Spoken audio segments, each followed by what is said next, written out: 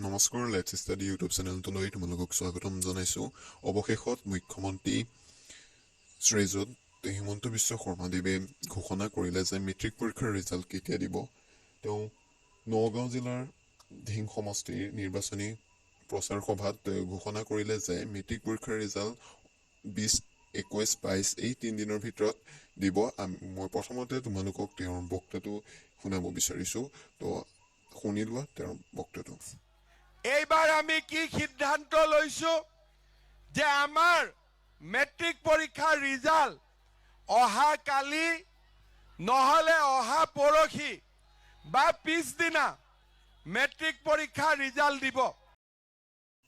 তো ইয়াৰ পৰা গম পোৱা গ'ল যে মেট্ৰিক পৰীক্ষাৰ ৰিজাল্ট 20, 21, 22 তাৰিখৰ ভিতৰত দিয়া হ'ব।